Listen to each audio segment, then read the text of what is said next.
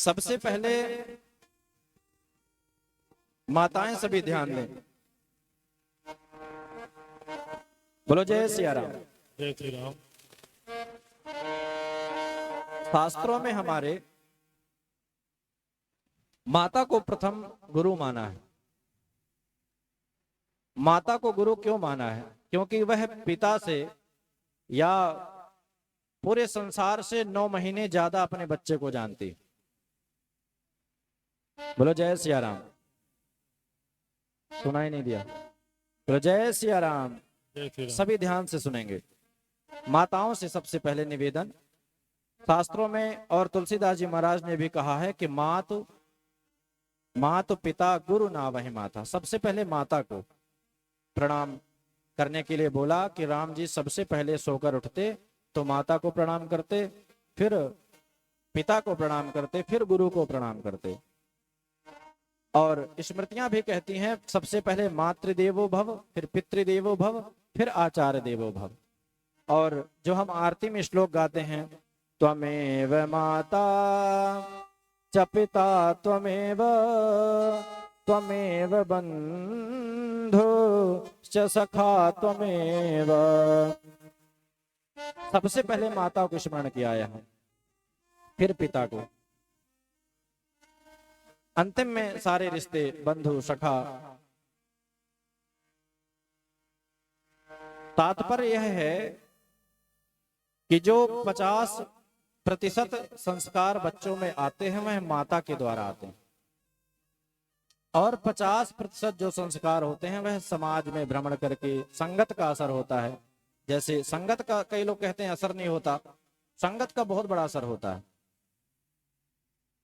जैसे आप माताएं मुरब्बा बनाती हैं, गाजर होता है, गाजर को अगर नमक और मसाले के साथ रख देंगे तो अचार बन जाता है, उसी को अगर किसी मीठी वस्तु के साथ रख देंगे तो वह मुरब्बा बन जाता है, होता है। बोलो जय सिया राम। इसी प्रकार संगत का असर बहुत होता है। तो बच्चों को संस्कार दें सबसे पहले, माताएं सबसे पहले बच्चों का संस्कार दें। उसमें से सबसे पहले यह कि उसका बहुत ही सुंदर भगवान के ऊपर आधार लेकर नाम रखें। पुत्री है तो किसी देवी पर, राधा रानी पर, किशोरी जी पर, माता जानकी पर, माँ अम्बा पर नाम रखें, ताकि समय समय पर जब भी आप नाम लेकर बुलाएं तो भगवान या देवी का नाम स्मरण हो। फिर संस्कार दें उन्हें छोटी उम्र से, जब थोड़ा समझने लायक हो जाएं तो भोजन की थाली अगर रखी है तो उसके सामने हाथ जुड़वाएं। सुबह सोकर जब उठे तो इसी प्रकार माता पिता को प्रणाम करें। आजकल क्या होता है कि माताएं जब बच्चे होते हैं तो सबसे पहले माताएं पता है क्या करती हैं? बोले जय सिया राम। जय श्री राम। बताइए क्या करती हैं आप लोग? सबसे पहले बच्चे को फोन दे देती हैं। बच्चा भी कंफ्यूज हो जाता है, महाराज हम जन्म लिए हैं कि डाउनलोड किए गए हैं? सही है नहीं? वही फिर कुछ समय बाद पंडित जी पर के पास या गुरु जी के पास आते हैं, अपने से बड़ों के पास, कि महाराज मेरे बच्चे को आप समझाओ। आप क्यों समझाओ? माता पिता किस लिए होते हैं?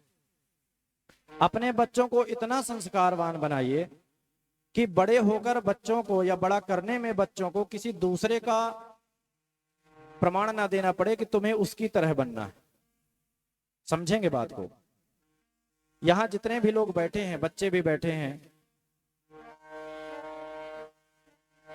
बच्चे भी यहां बैठे हुए हैं, तो किसी एक बच्चे से पूछिए कि वह किसकी तरह बनना चाहेगा।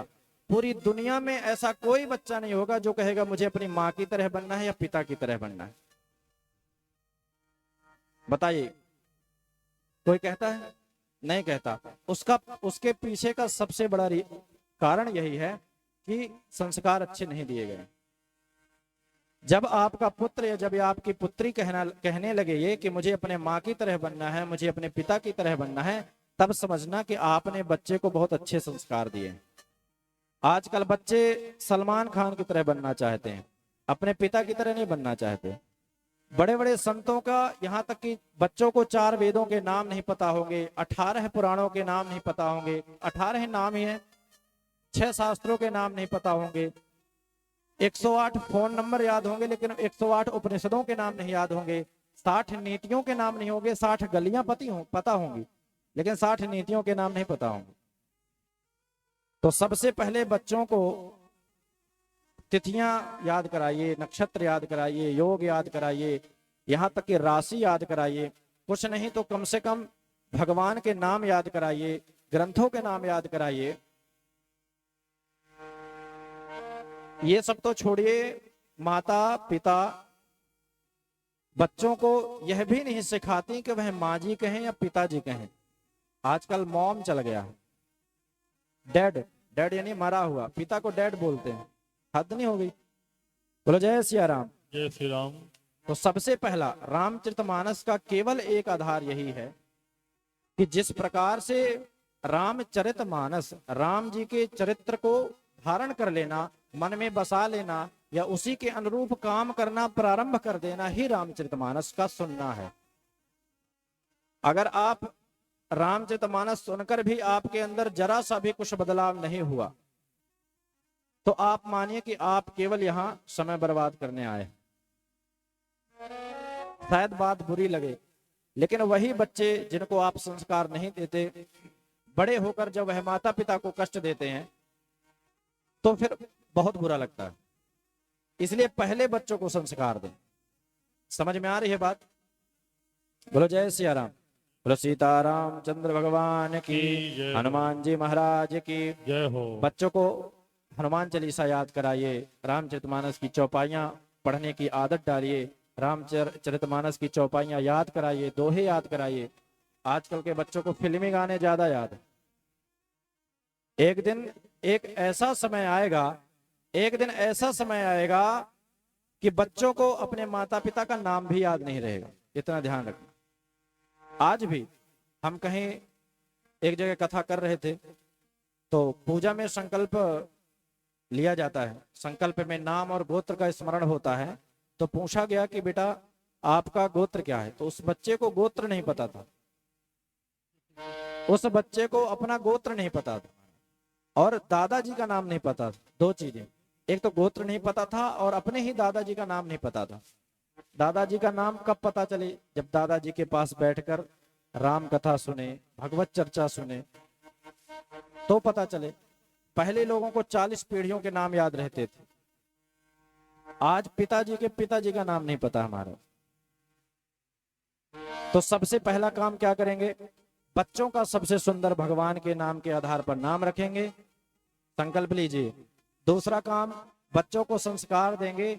उसमें से सबसे पहला काम, सबसे पहले सुबह उठेंगे, उठने के बाद माता पिता गुरु भगवान का पूजन करेंगे, प्रणाम करेंगे। फिर कुछ रामचरितमानस की चौपाइयां या दोहे, और जब भी भोजन करें तो सबसे पहले अन्नपूर्णा मैया को प्रणाम करें, फिर भोजन ग्रहण करें। आजकल एक और नया नियम चला है कि खड़े खड़े भोजन कर लेते हैं और जूते पहन के भोजन कर लेते हैं। बफर सिस्टम, संत लोग उसे बफेलो सिस्टम कहते हैं। जैसे भैंस खड़े खड़े खाती ना महाराज, केवल कुछ अंतर नहीं है। जैसे भैंस खड़े खड़े खाती है, पगुराती है, वैसे ही आजकल जूते पहनकर बफर सिस्टम में भी खड़े खड़े खाते हैं। पहले बढ़िया आसन बिछाया जाता था, मंत्रोच्चारण के द्वारा अन्नपूर्णा मैया को प्रणाम किया जाता था। फिर भोजन का ग्रास निकालकर गाय को, कुत्ते को जल में डाला जाता था, मछलियों के लिए कौवे को खिलाया जाता था, चींटियों को खिलाया जाता था, फिर ग्रहण किया जाता था।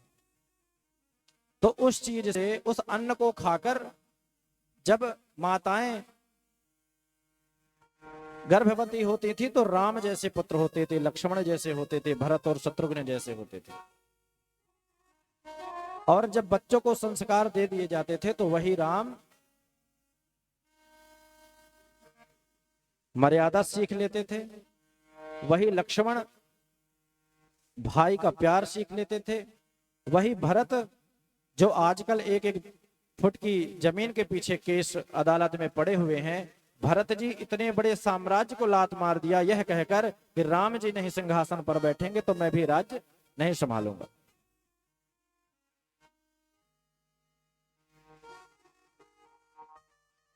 तो गुरुकुल से आकर सबसे पहले भगवान राम और उनके तीनों भाइयों की दिनचर्या यही रहती थी कि सबसे पहले प्रणाम करते थे माता पिता गुरु को, फिर आगे की दिनचर्या करते थे।